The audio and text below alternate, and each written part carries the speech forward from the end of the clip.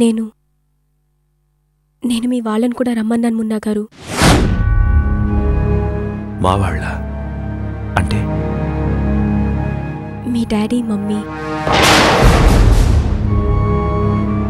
సత్య మావయ్య, మధు అత్తయ్య, కీర్తన్ అత్తయ్య, మీ కజిన్స్ పల్లవి, సింధు అందరినీ రమ్మన్నాను.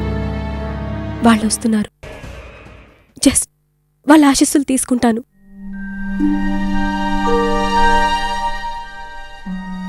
అవును మున్నా గారు, మనం పెళ్లి చేసుకోబోతున్నాం. మీ వాళ్ళు, మా వాళ్ళు అందరూ మన దగ్గరుండాలి. సంతోషంగా మన పెళ్లి చేయాలి. అలా జరగట్లేదు. కనీసం వాళ్ళ బ్లెస్సింగ్స్. Thank you.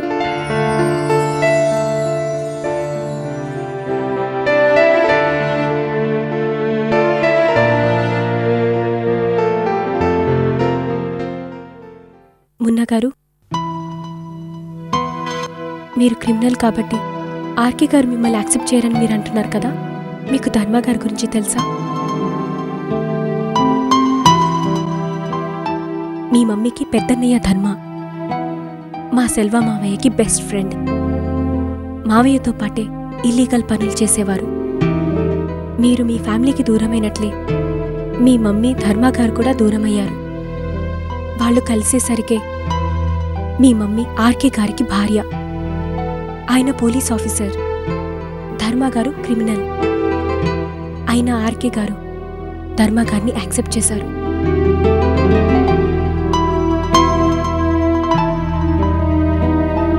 తన భార్యకు అన్నయ్య కాబట్టి యాక్సెప్ట్ చేశారు.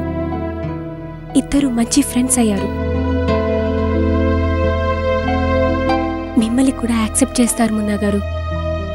మీరాయన కొడుకు, తప్పకుండా యాక్సెప్ట్ చేస్తారు.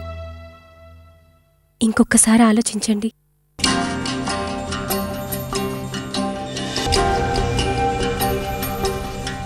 ధర్మగారు ఎప్పుడైనా ఆయన్ను చంపబోయారా?